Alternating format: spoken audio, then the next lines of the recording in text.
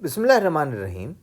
This is the third video on accounting for business combinations.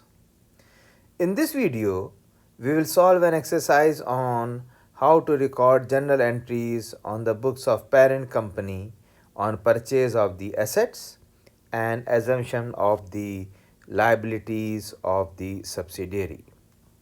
How to prepare a balance sheet after the merger, how to record journal entries on the books of parent company on purchase of the assets and assumption of the liabilities through asset purchase, cash and stock, and finally, how to determine the amount of goodwill impairment.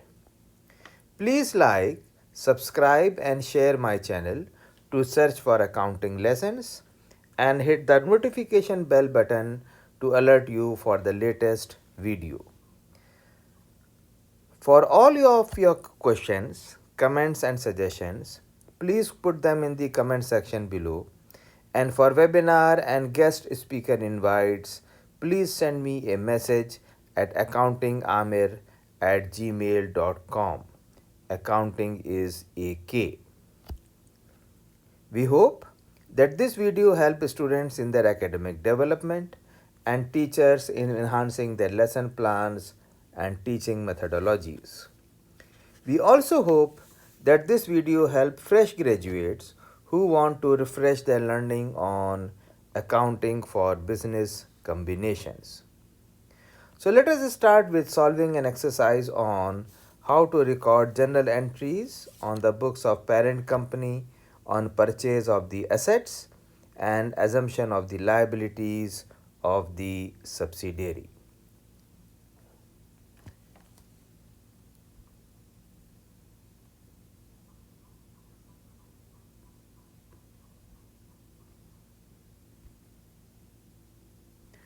So, Preston Company acquires the assets except for cash and assumed the liabilities of Savile Company. Immediately prior to the acquisition, Savile Company's balance sheet was as follows. We have the book value and we have the fair value.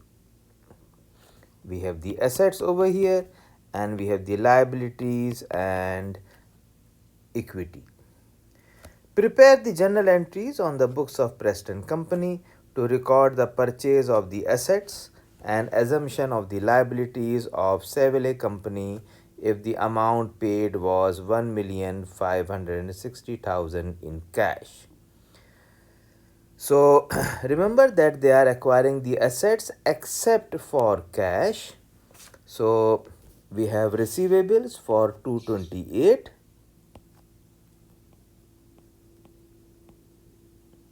Then we have inventory 396. We have plant and equipment 540. We have land 660. And we will talk about goodwill in a while. Then we have liabilities of 594 and cash is paid as 1,560,000. Now, the total of assets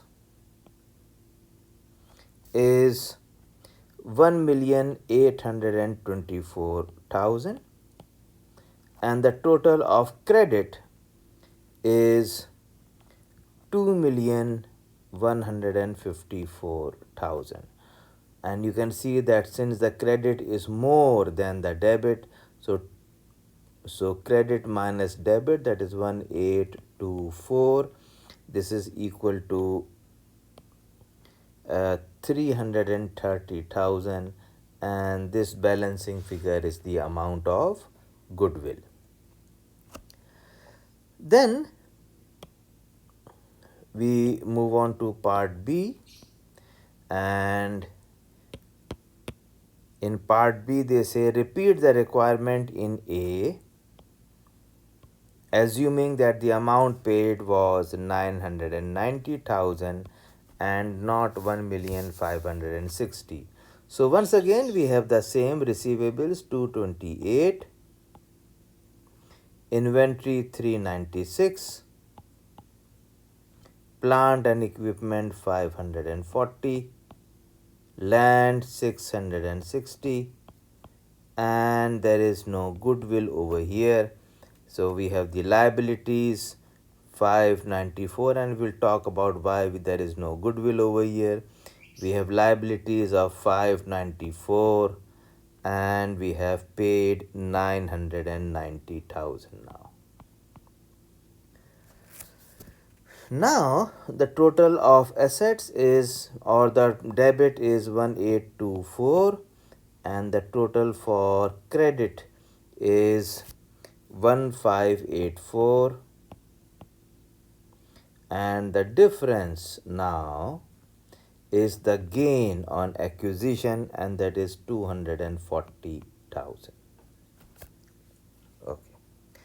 Next, let us solve one more exercise on how to record journal entries on the books of parent company on purchase of the assets and assumption of the liabilities of the subsidiary. Pretzel company acquired the assets except for cash and assumed the liabilities of salt company on January 2. As compensation, Pretzel Company gave 30,000 shares of its common stock, 15,000 shares of its 10% preferred stock, and cash of 50,000 to the stockholders of Salt Company. On the acquisition date, Pretzel Company stock has the following characteristics. We have the par value and the fair value for the common stock and the preferred stock. Immediately prior to the acquisition, Salt Company's balance sheet reported the following book values and fair values. So we have the book values and we have the fair values, and we have the assets and we have the liabilities over here and the equity. We are required to prepare the journal entries on the books of Pretzel Company to record the acquisition of the assets and assumption of the liabilities of Salt Company. So we have accounts receivable, and remember that they are acquiring the assets except for the cash, and account receivable is, we will take the book value because there is an allowance of 11,000, that makes 231,000. Then we have inventory of 330,000. We have land for 550,000. Then we have building and equipment 1,144,000. We will look into the goodwill again in a while. Then we have allowances of uncollectible accounts. Remember the total for account receivable was 231,000, and the fair value is minus 198. So the difference is 33,000, and that is the allowance for uncollectible accounts.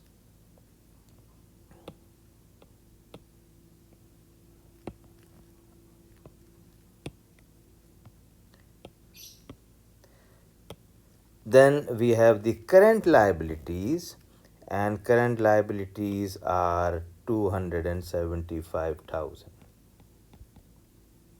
Then there are bond payables, and their book value is 450,000. Now you can see that the fair value of bond is 495,000 and the book value is 450. So the difference or the excess amount is the premium, and the premium will be now 45,000. Then we have the preferred stock. We have issued 15,000 shares of preferred stock, and they are at the value of par value is 100. So 15,000 times 100 is 1,500,000. Then we have the common stock, and the common stock is the number of common shares is 30,000, and the par value is 10, that makes 300,000. Then we have the other contributed capital, and let us see how to calculate that. We have the fair value of common stock as 25 and the par value is 10, so the difference is 15, and the number of common stock shares was 30,000. So 15 times 30,000 is 450,000. We have paid cash of 50,000, and now let us go back to our question on how to calculate the goodwill. For this we start with the cost of acquisition,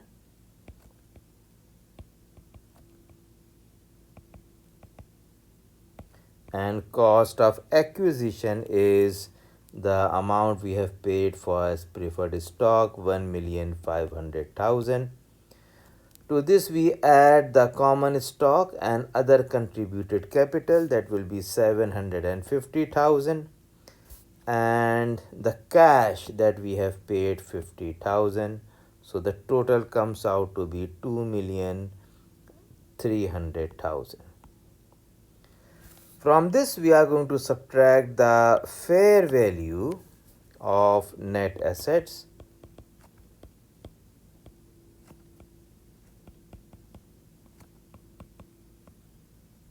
and the fair value of net assets will be the account fair value of the accounts receivable, that is 198,000, plus the inventory of 330,000,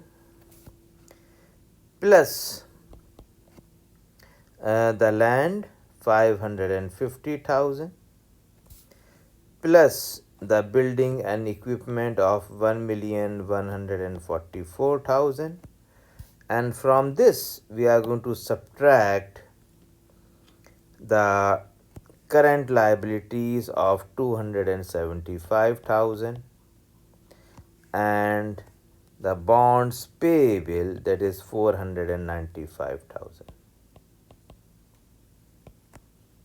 So if we make the total, this will be 1,452,000, and the difference now is the amount of goodwill, 848,000. And you can see that the total of debit is equal to the total of credit. Next, let us solve an exercise on how to prepare a balance sheet after the merger. The balance sheet of Petrello Company and Sanchez Company as of January 1 are presented below. On that date, after an extended period of negotiation, the two companies agreed to merge. To effect the merger, Petrello Company is to exchange its unissued common stock for all the outstanding shares of Sanchez Company in the ratio of 1:2, or half of share of Petrollo for each share of Sanchez. Market values of the shares were agreed on as Petrollo 48 and Sanchez 24. The fair value of Sanchez Company assets and liabilities are equal to the book value, with the exception of plant and equipment, which has an estimated fair value of 720,000. So we have the assets, we have the liabilities, and then we have the equity. We have to prepare the balance sheet for Petrello Company immediately after the merger. So once again we start with cash, or rather before we prepare the balance sheet, I would like to record the entries in the books of Petrollo. That will help us a lot. So here they are purchasing and there is no exception for the cash. So let us see what will be the general entry in the books of Petrollo. We have cash of 200,000 debit, that is what we are acquiring. Then we have receivables 240, inventories 240. Then we have plant and equipment 800, and we will look into goodwill in a while again. Then we have the liabilities. Oh, sorry, I made a mistake here. It will not be 800 because the equipment is estimated for 720.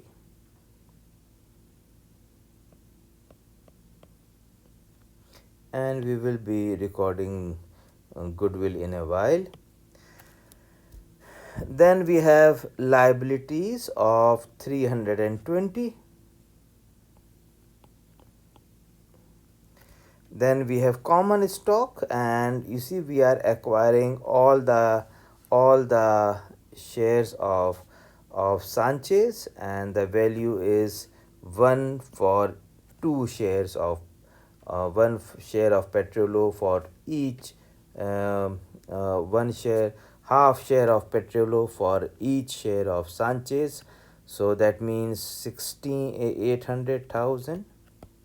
This is the value of the common stock of Sanchez, and the price for each share is 16. That is equal to 50,000, and 1 share of Petrolo for half share of Petrolo for each share of Sanchez. So times 1 upon 2, that gives us 25,000. So 25,000 shares, and they are at the rate of 16. So 25,000 shares times 16, that makes 400,000. Now the market value is for Petrolo is 48, and the par value is 16, so the difference is 32, and this will be recorded as other contributed capital. So 25,000 times 32, that makes 800,000. Now we can look into the goodwill now first of all. And for goodwill, you can see that the market value of Petrolo is for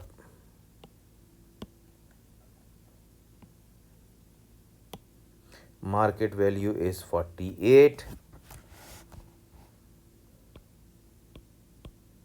and the number of shares acquired is 25,000 shares, and from this we are going to subtract the total assets 1,480,000.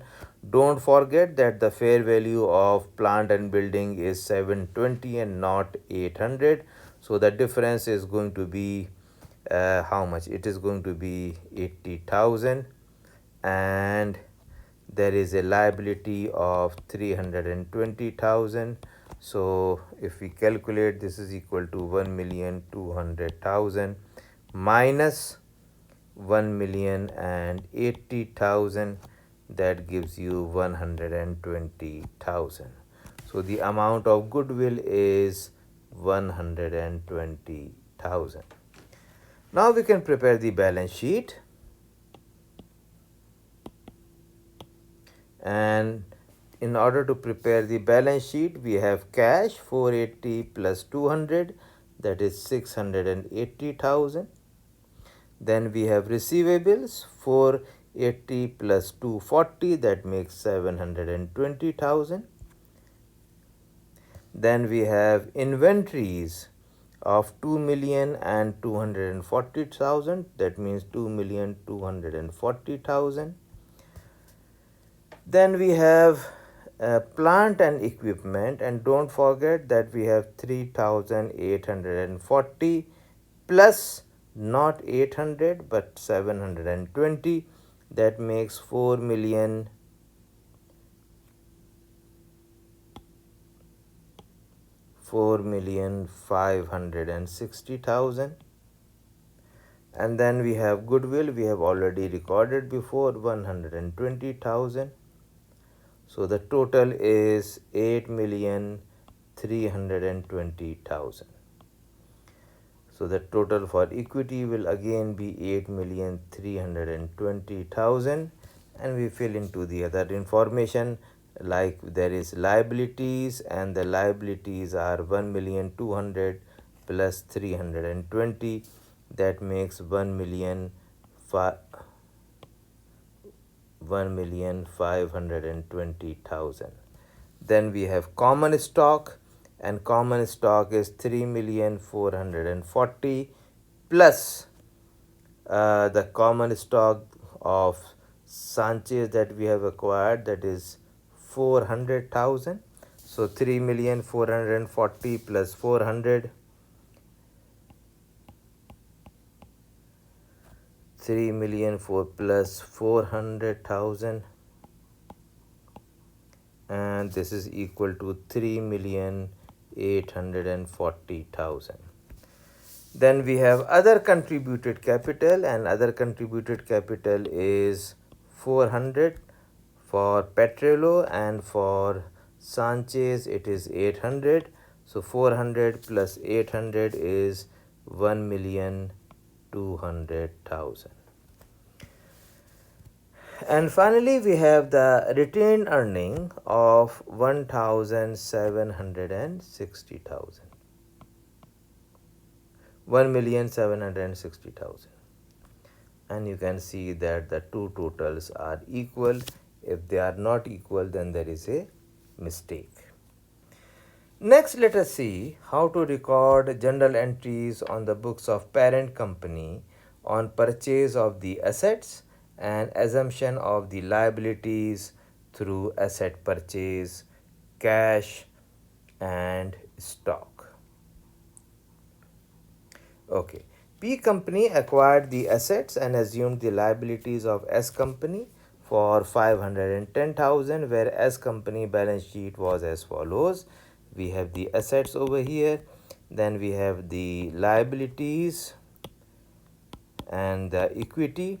Fair value of S company assets and liabilities were equal to the book value except inventory and land. The bonds pay interest semi-annually on June 30 and December 31. The current yield rate on bond of similar risk is 8%. Prepare journal entries on P company's books to record the acquisition of the assets and assumption of the liabilities of S company. So for this, once again, I would like to first of all calculate the amount of goodwill. That will make it very convenient, and let us see how we do that. So we have cash paid, and the amount of cash paid is 510,000. From this, we are going to subtract the book value of net assets acquired. So we talking about net assets, that is 897,600 minus the accounts payable, that is 44,400, and minus 480,000, that is bonds payable. So this is equal to 373,200, and the excess of cash paid over book value is 136,800. Then we look into the increase in the inventory to fair value. Now inventory fair value is 126,000, while the inventory is 110,400. So 126,000 minus 110,400, this will be 15,600. Then the increase in the fair value of land, you can see land over here is 1,198,000. In the balance sheet it is 169,200. So the difference is 28,800. 800, and this is the increase in the land fair value. And then we will look into the increase in bond to fair value, and let us calculate that. Now you can see that the bonds pay interest semi-annually.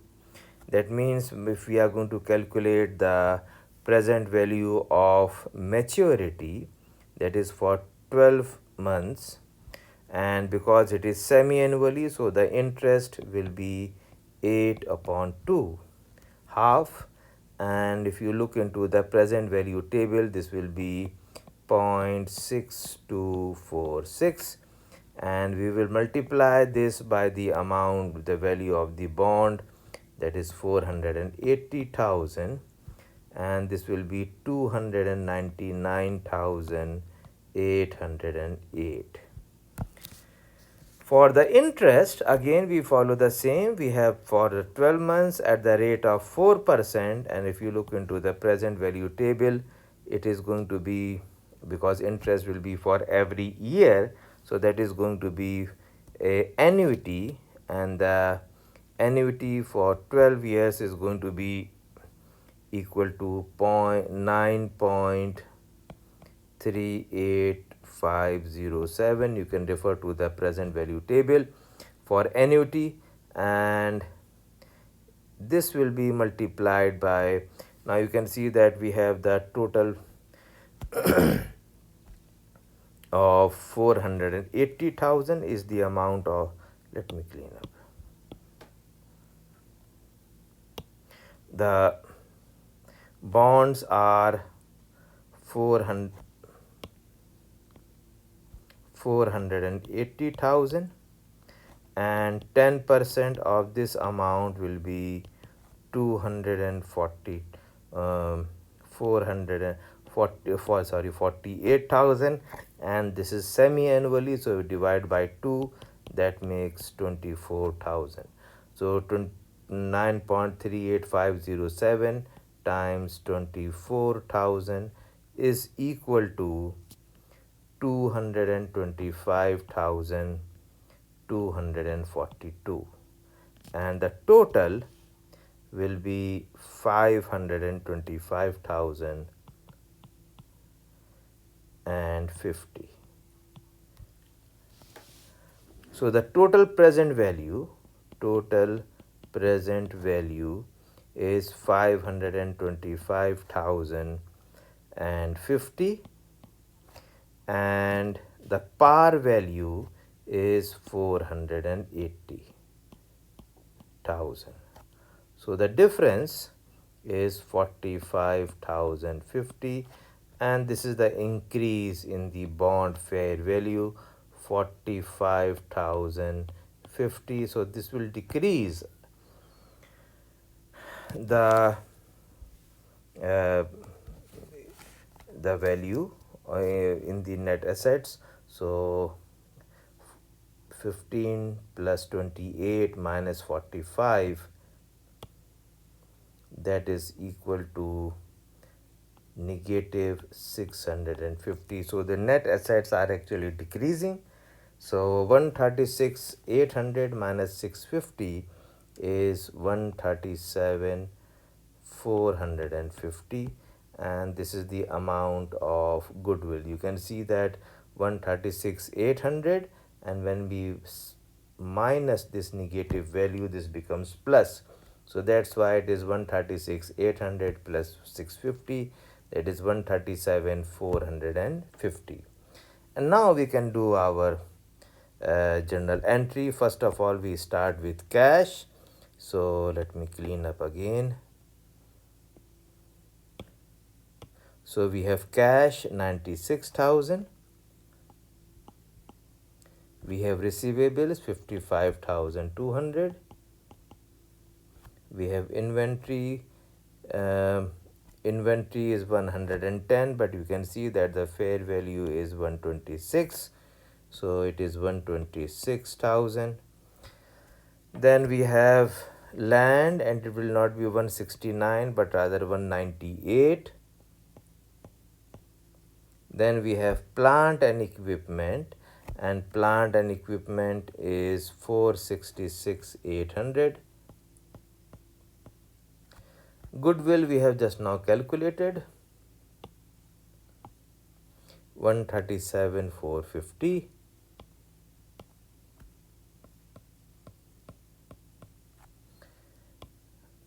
Then we have accounts payable, and accounts payable is 44,400.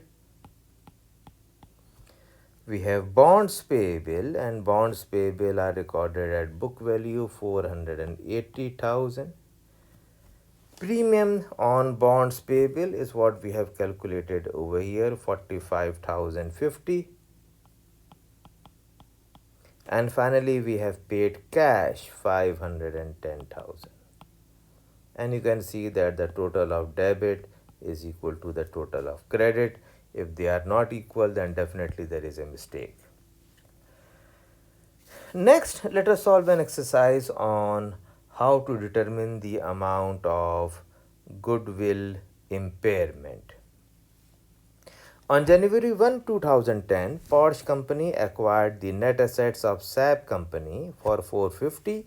The fair value of SAB's identifiable net assets is 375. On this date, Porsche Company decides to measure goodwill impairment using the present value of future cash flows to estimate the fair value of the reporting unit. The information of these subsequent years is as follows. We have the present value of future cash flows, we have the carrying values of identifiable net assets, and we have the fair value of identifiable net assets. First of all, we have to required for each year determine the amount of goodwill impairment. So we have to go for the impairment test, and the first thing we do is to determine the fair value of the reporting unit. And the fair value of the reporting unit in our case for the year 2011 is 400,000. While the carrying value of the unit will be calculated as follows. We have the carrying value of identifiable net assets, and the carrying value was 330,000. Then we look into the carrying value of the goodwill, and for carrying value of the goodwill you can see that we have acquired for 450, while the fair value of the net assets is 375. So that is 450,000 minus 375, that is equal to 75,000. So this is the carrying value of the unit, that is 405, and you can see that there is an excess of carrying value over fair value of 5,000. Now, if there is an excess of carrying value over the fair value, then we move to step number 2, and step number 2 is, first of all, we record the fair value of the reporting unit, and the fair value of the reporting unit is 400,000. Then we have the fair value of identifiable net assets, and the fair value of identifiable net assets is 340,000. So the difference is the implied value of goodwill, that is 60,000, and we have recorded the value of goodwill as, if you can remember, 450 minus 375, that is equal to 75,000. So obviously we have recorded goodwill more than the implied value, and this is the amount of impairment loss, and this loss is 15,000. Next we move on to the year 2012, and again we follow the same step. Number 1, fair value of the reporting unit, and the fair value of the reporting unit is 400,000 for the year 2012. The carrying value of the unit will be calculated, and first we start with the carrying value of the identifiable net assets, and the carrying value of identifiable net assets is 320 for the year 2012, and the carrying value of goodwill is what we have calculated before, that is 75,000, sorry, that is 15,000, sorry, 17,000, 75,000 minus 15,000, that makes 60,000. So the carrying value of the unit we will add, this will be 380,000, and you can see the excess of fair value over carrying value is 20,000, and since the excess of fair value of carrying value is there, so I can show you, is 20,000. So there is no need to go for step number 2. If you can remember, we go for step number 2 only if there is an excess of carrying value over fair value. But here it is the excess of fair value over carrying value. So let us move on to the third year on this slide, and for the third year, step number 1, again we go for the fair value of the reporting unit, and the fair value of the reporting unit is 350,000.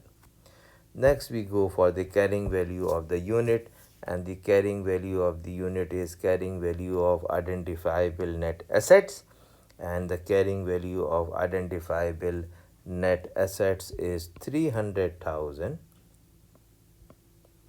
and the carrying value of goodwill, if you can remember, was 60,000. So the total is 360,000. This is the carrying value of the unit. So again we can see we have the excess of carrying value over the fair value, and the excess is 10,000. This means that we have to go for step number 2, and for step number 2 the fair value of the reporting unit is, again the fair value is 350,000 for the year 2013, and the fair value of identifiable net assets is 325,000. So that makes the difference as 25,000. This is the implied value of goodwill, while the recorded value of goodwill was 60,000. That means there is an impairment loss of 35,000. So there is an impairment loss of 15,000 in 2011. There is no impairment loss in 2012, and there is an impairment loss in the year 2013.